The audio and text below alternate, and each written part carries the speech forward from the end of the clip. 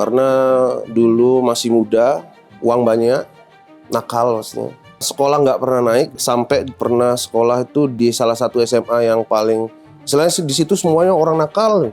Nah itu pun nggak naik saya malah, saking bandelnya mungkin ya. Terus aku kan berpikir ya, gimana sih yang nggak perlu SDM yang banyak, terus jualan ini bisa dikerjakan sendiri. Setelah itu ambisinya saya yang juga terlalu besar. Dalam setahun itu kita langsung buka di 12 cabang di 10 kota. Kalau cash flow omset per bulan alhamdulillah sekarang sudah 380 Mas. Kalau yang pasti sih saya selalu diselamatkan sama Tuhan saya. Saya orangnya nakal banget, jarang sholat juga. Tapi alhamdulillahnya saya selalu ditolong ya sama yang di atas.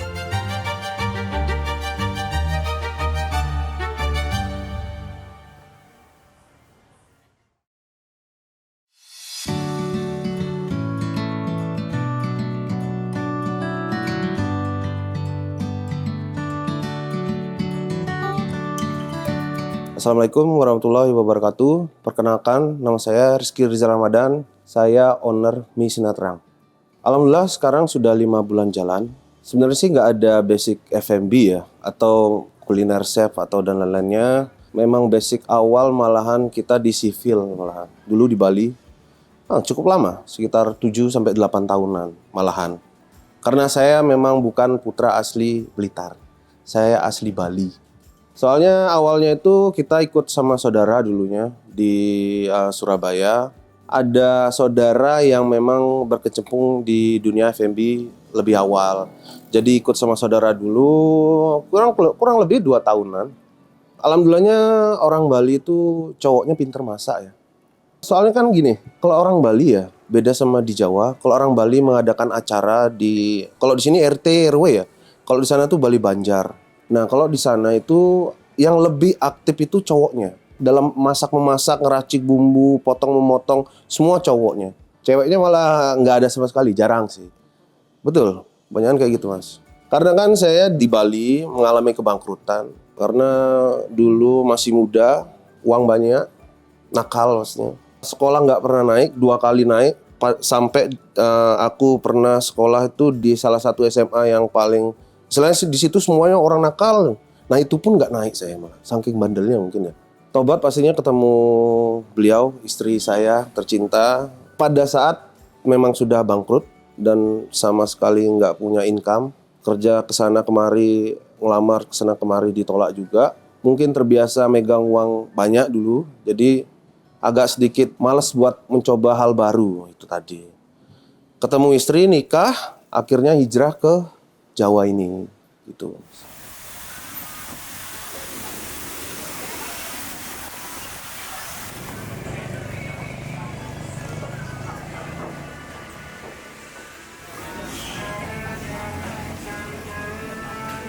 Untungnya Mas, ya istri itu dari keluarga baik-baik ya.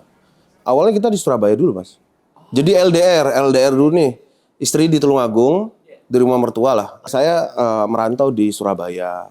Oh dulu memang dari awal saya di Surabaya itu memang waduh itu parah banget. Sampai motor aja saya nggak punya Mas. Kendaraan saya nggak punya. Ya itu tadi salah satunya ya dibantu keluarga yang ada di Surabaya. Support keluarga di Surabaya itu sangat-sangat besar. Dari perjalanannya saya sampai sekarang ini ya mungkin salah satunya ya doa dan support dari keluarga sih, itu sih. Awalnya memang sama sekali bahkan anak saya lahiran itu harus menjual kendaraan istri. Karena kan dulu belum ada BPJS ya. Ya mau nggak mau ya kita ya pakai apa yang ada dulu terus itu dijual untuk biaya kehidupan. Artinya di Surabaya itu Bekerja di kakak saya sih. Kakak itu punya usaha souvenir kayak gitu Mas di Surabaya. Kerja sama beliau itu 2 tahun, baru keluar dari sama kakak saya, baru saya ikut F&B sama kakak saya lagi satu cewek. Terus mencoba kuliner dulu, kita jualan nasi jinggo, nasi khas Bali, dan itu alhamdulillahnya, wah antusiasnya besar banget tuh. Karena kita jualnya kan nggak hanya makanan aja, ada experience, jadi kita pakai Bali banget. Aku pakai udeng, kita pakai kamben, nyanyiannya ada nyanyian Bali juga di CFD waktu itu. Kalau tahu di Taman Bungkul. Itu sangat hype banget. 2019 sebelum Covid. Itu kita berjalan nasi jinggo itu sekitar 2-3 bulanan kalau nggak salah.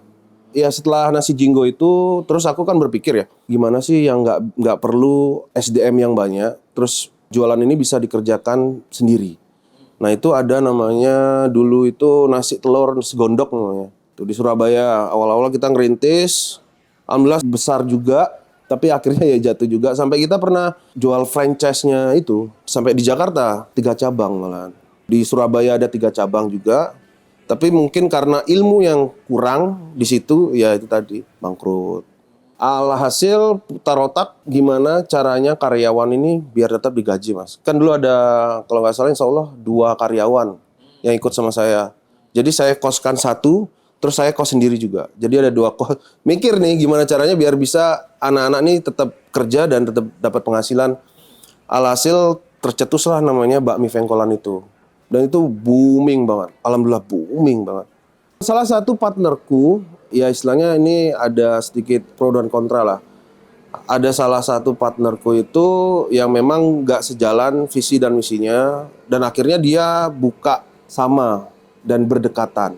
Setelah itu ambisinya saya yang juga terlalu besar. Dalam setahun itu kita langsung buka di 12 cabang. Di 10 kota. Dan itu bukan main itu. Perjuangannya berdarah-darah. Kita baru merasakan hasil itu malah setelah kita buka cabang di Mojokerto. Baru merasakan, ini selama berbulan-bulan di kota orang. Kita kan gini mas, jadi buka di Madiun, saya harus di Madiun selama 1 bulan. Full. Buka lagi di Kediri, saya harus di sana juga selama 1 bulan di Kediri. Baru menikmati hasil, baru mendapatkan hasil itu di waktu buka cabang di Mojokerto itu mas. Kan uang tuh habis di operasional mas dulu mas.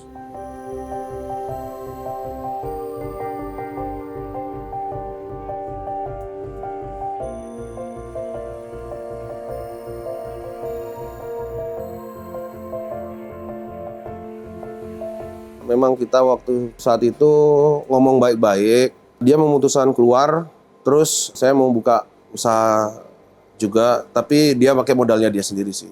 Dan itu kalau nggak salah itu hal yang paling terpuruk sih buat saya sih.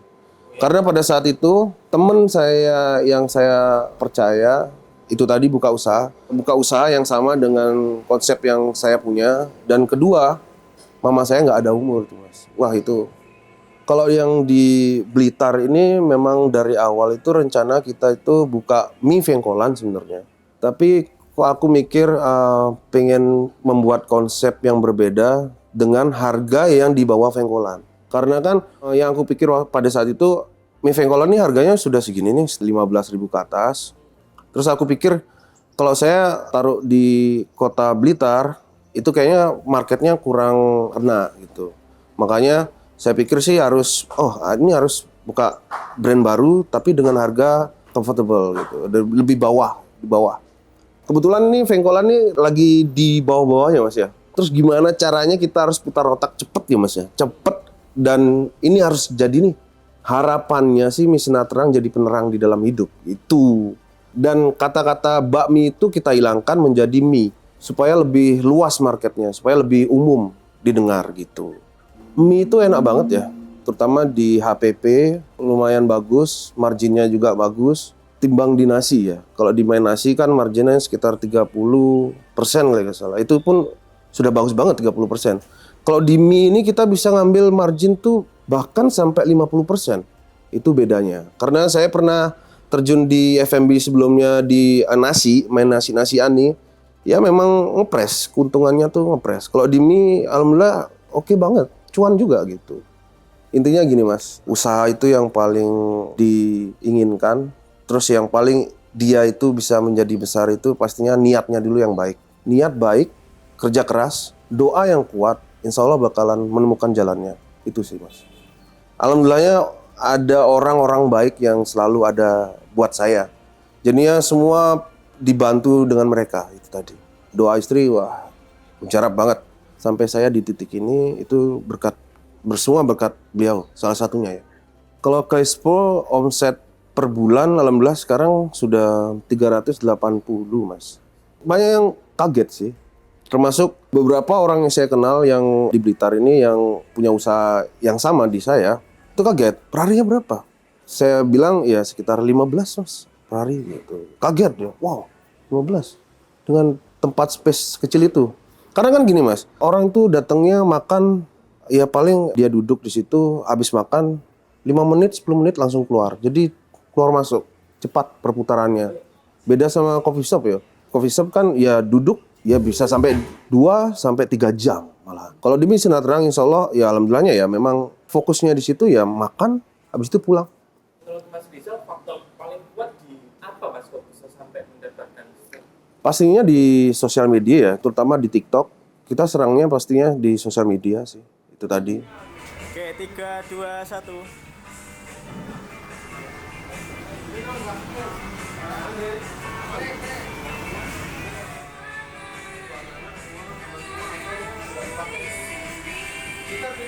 Artinya di awal itu tidak menyangka. Betul Kalau mas, selama ini betul. Dan tidak menyangka dan sebenarnya sih tidak pengen mas. Saya nggak pengen viral awalnya. Saya pengen yang biasa-biasa aja flow-nya biar bisa ditahan. Karena pengalaman saya yang di sebelumnya di Bakmi Vengkolan itu seperti itu mas. Malah saya inginnya kita nggak mau viral cepat gitu. Tapi gimana ya mas, rezeki ya, gimana lagi. Aku sudah ngomong sama partnerku, bro, aku pengennya nih nanti Mie Sinar Terang nih pengen legend, jadi legend. Terus kita di awal-awal ini harus bagus banget, Google review dan lain-lain itu harus bagus banget. Alhasil aku nggak mau pengen cepet viral, nggak mau ngundang food blogger langsung kayak biasanya itu seperti yang di Bakmi Vengkolan. Pengenku ya natural aja gitu. Tapi ya alhamdulillah beberapa video langsung EP, waduh itu gila banget sih itu. Satu itu, kedua stresnya nggak karu-karuan itu. Udah lihat Google review yang jelek-jelek. Kita pastinya di sebelum customer pesan itu kita omongin mas. Padahal kita sudah gitu ya. Kak, ini antrinya panjang, notanya numpuk. Mau nggak nunggu sejam? Kadang-kadang ya ibu-ibu mau. Sudah nunggu, ya ngomel-ngomel mas. Itu yang aku, waduh ini. Ya biasalah. Justru itu tantangannya. Kita harus terus berbenah, kita harus terus evaluasi. Kalau yang pasti sih, saya selalu diselamatkan sama Tuhan saya, yang pastinya Allah ya. Saya orang yang nakal banget, jarang sholat juga. Tapi alhamdulillahnya saya selalu ditolong ya sama yang di atas. Saya kan di FMB, terus pindah lagi ke sini, itu memang saya orangnya ya terpengaruhnya cepat banget nih mas ya. Di lingkungan terutama ya. Nah ketika saya sudah terlalu terjun, terlalu dalam, Tuhan tuh seakan-akan narik saya mas. Entah gimana caranya, saya nggak tahu. Tapi saya yakini itu. Dan saya diangkat, ditaruh di tempat yang lebih aman, disuruh berjuang lagi. Tapi saya cepat naiknya mas. Ya pastinya gini mas, ya jadi orang loman lah. Sedekah itu pasti, pasti. Saya kebetulan memang orangnya nggak bisa ngelihat orang tuh susah, dalam keadaan susah. Nah itu tadi mungkin yang kuasa itu ngasih saya, yaitu tadi dari rezeki, teman-teman yang baik-baik. Saya diangkat lagi, oh ini teman kamu nih nggak bagus nih, diangkat lagi, ditaruh lagi ke tempat yang lebih bagus. Sadar loh, ini kamu sudah berkeluarga, kamu sudah gini, kamu sudah nih, kamu harus berubah. Pernah saya di titik tuh keimanannya saya tuh tinggi banget itu waktu di Surabaya itu sampai aku ikut komunitas keagamaan tuh banyak banget dan setiap minggu itu sampai 3 kali ikut. Oh iya, pernah mas. Ya semoga lah. Yang di atas kan maha yang bolak-balikan hati seseorang ya. Ya saya pingin lah kembali ke sana. Tapi yang paling aku sesali itu kadang-kadang gini mas. Ketika saya sudah dalam posisi seperti ini mas ya. Mama saya yang nggak ada itu yang jadi pukulan berat gitu. Bisa sampai emosional. Waktu ketika beliau sakit itu, saya ngomong sama beliau, tunggu ya ma, tunggu saya sukses dulu, baru mama tak jadi liburan.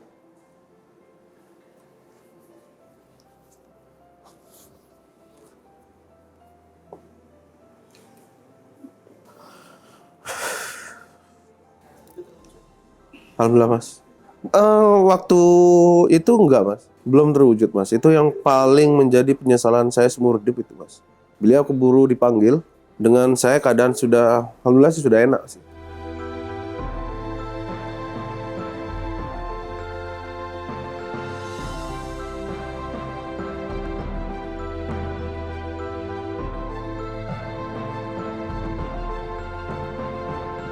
dalam berbisnis itu sisipkanlah sedikit niat baikmu. Gak usah banyak-banyak, sedikit aja. Dan pastinya doa yang kuat dan kerja keras. Insya Allah bakal menemukan jalan yang paling terbaik.